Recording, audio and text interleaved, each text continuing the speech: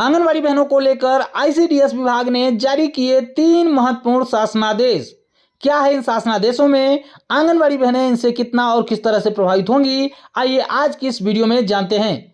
नमस्कार आंगनवाड़ी सेविका सहायिका मिनी बहनों, स्वागत है आप सभी का हमारी आज की इस बेहद महत्वपूर्ण और खास वीडियो में। मेरा नाम है विक्रम सिंह और आप देख रहे हैं आईसीडीएस न्यूज।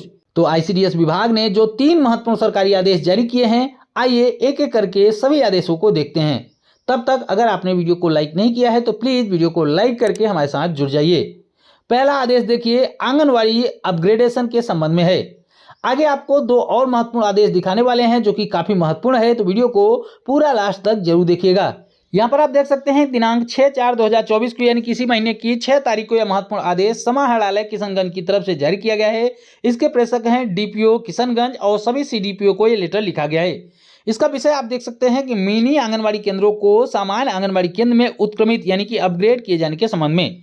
जैसा कि हमने आपको पहले भी सूचना दी हुई है कि केंद्र सरकार के नियमानुसार, केंद्र सरकार के आदेशानुसार तमाम राज्यों में जो मिनी आंगनवाड़ी केंद्र हैं उनको अपग्रेड करके सामान्य आंगनवाड़ी केंद्र के रूप में तब्दील किया जा रहा है। ऐसे में जो मिनी आंगनवाड़ी कार्यकर्ताएं हैं उनके लिए अच्छी खबर यह है कि अब उनको कार्य तो उतना ही करना पड़ रहा था जितना आगे भी करना पड़ेगा, लेकिन अब उनको मेन आंगनवाड़ी कार्यकर्ता यानी कि सेविका के बराबर का दर्जा और मानदेय भी दिया जाएगा। साथ ही साथ तमाम महिलाओं के लिए भी अच्छी खबर है कि वहां पर अब जितने आंगनवाड़ी केंद्रों को अपग्रेड किया जाएगा उतनी ही सहायिकाओं के पदों पर भर्ती भी कराई जाएगी।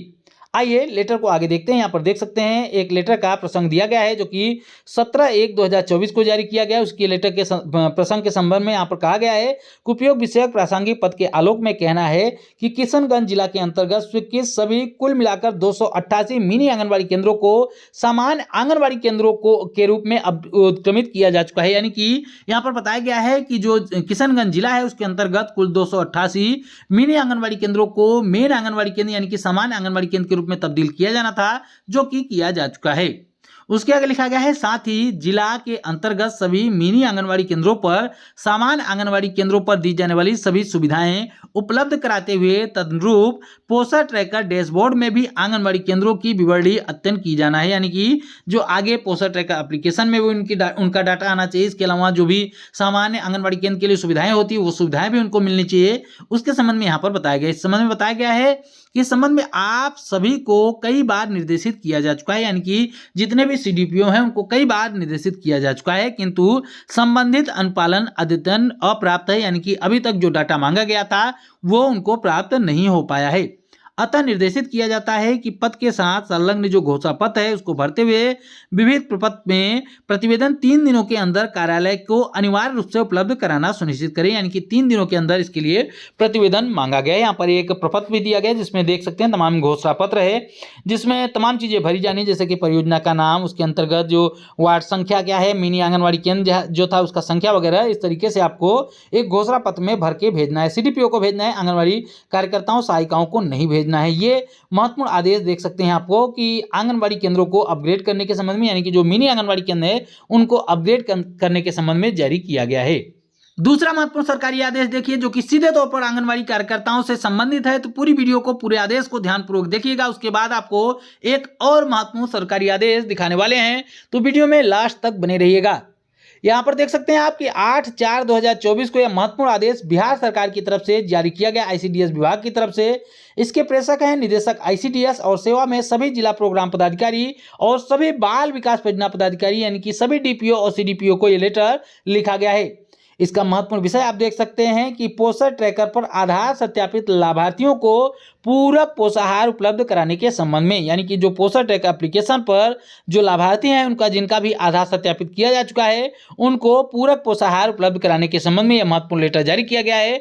तो आइए देखते हैं कि इस लेटर में ऐसी कौन सी महत्वपूर्ण बात लिखी गई है जो कि आंगनबाड़ी कार्यकर्ताओं, सहायिकाओं और सुपरवाइजरों के लिए ज्यादा महत्वपूर्ण है। यहाँ पर देख सकते हैं एक पत्र का संदर्भ भी दिया गया है जो कि 9/6/2023 को ही जारी किया गया था। उसके बाद लिखा गया है कि उपयोग विषयक प्रासंगिक पद के संबंध में सूचित करना है कि पोषण ट्रैकर पर प्रत्येक माह में जो अंतिम दिन तक जो आधार सत्यापित सक्रिय लाभार्थियों की संख्या है उसके आधार पर पोषाहार मद में राशि आवंटित की जाती है। यानी कि जो पोषाहार मद में पैसे हैं जो महीने की अंतिम तारीख तक भेज दी जाती है, किसके आधार पर भेजी जाती है, जितने लाभार्थियों का आधार वेरिफिकेशन हुआ रहता है, आधार सत्यापित रहता है, उन्हीं की संख्या के आधार पर पैसे भेजे जाते हैं।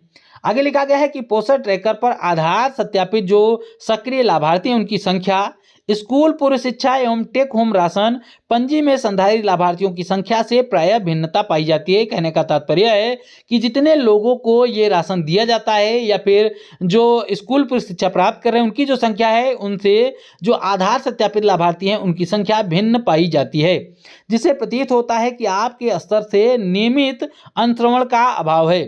पोषण ट्रैकर में पोषाहार हेतु पंजीकृत आधार सत्यापित सक्रिय लाभार्थी एवं केंद्र पर एचसीएम एवं टीएचआर हेतु पंजीकृत लाभार्थियों से किसी भी प्रकार का विचलन नहीं किया जाए। सभी महिला पर्यवेक्षिकाओं को यानी कि सुपरवाइजरों को अपने स्तर से निर्देशित किया जाता है कि पोषण ट्रैकर पर आधार सत्यापित सक्रिय लाभार्थियों को पोषाहार के लिए पंजीकृत किया जाए ताकि लाभार्थियों के पंजीकरण में किसी परिस्थिति में विचलन न हो। यदि इसके बावजूद भी किसी प्रकार की अनियमितता होती है तो इसकी सारी जवाबदेही आपकी होगी।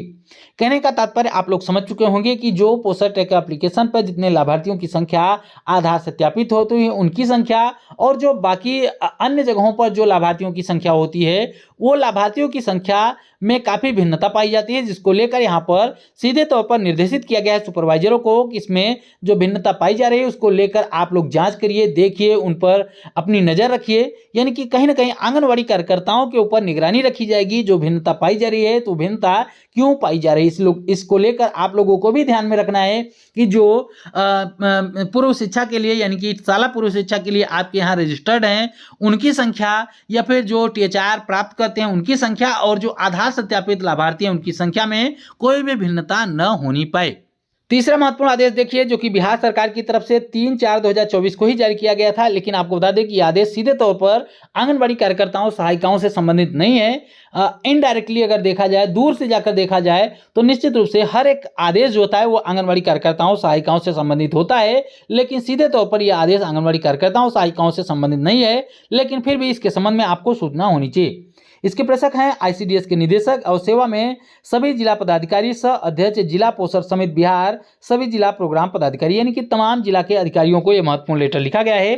इसका विषय आप देख सकते हैं कि आईसीडीएस के अंतर्गत पोषण ट्रैकर पर अपलोड आंकड़ों का जिलावार माह फरवरी 2024 के प्रगति के संबंध में यानी कि माह फरवरी के प्रगति के संबंध में जो जिलावार आंकड़ा है उसके अपलोड के संबंध में महत्वपूर्ण आदेश जारी किया गया है। देख सकते हैं कि उपयोग विषय के संबंध में कहना है कि माह फरवरी 2024 में पोषण ट्रैकर पर अपलोड आंकड़ा उसकी प्रति जो है यानी कि उसकी कॉपी जो है वो संलग्न करते हुए यानी कि इसके साथ जोड़ते हुए अनुरोध है कि अपने स्तर से व्यक्तिगत रुचि लेते हुए यानी कि जिन अधिकारियों को लेटर लिखा गया उनके लिए कहा गया है कि अपने स्तर से व्यक्तिगत रुचि लेते हुए यानी कि पर्सनल रुचि लेते हुए माहवार यानी कि महीनेवार पोषण ट्रैकर पर अपलोड आंकड़ों का गहन समीक्षा करके यानी कि जो पोषण ट्रैकर एप्लीकेशन पर जो आंकड़े जो डाटा फीड किए जाते हैं उनकी समीक्षा करें।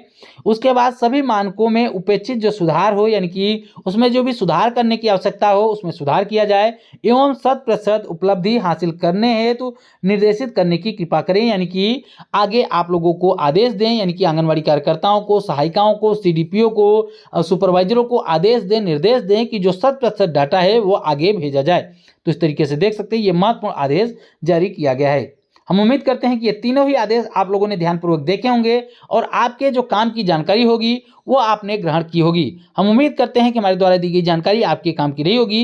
वीडियो अगर पसंद आई हो तो प्लीज़ वीडियो को लाइक कर दीजिए, शेयर कर दीजिए अपनी जैसी आंगनबाड़ी बहनों के साथ ताकि सभी आंगनबाड़ी बहनों तक ये सूचना, ये जानकारी पहुँच सके और आगे भी आंगनबाड़ी से जुड़ी हुई महत्वपूर्ण खबरों को, सूचनाओं को जानने के लिए चैनल को जरूर सब्सक्राइब कर लें। फिर मिलेंगे अपनी नई वीडियो में कुछ और महत्वपूर्ण खबरों के साथ। तब तक के लिए नमस्कार, जय हिंद।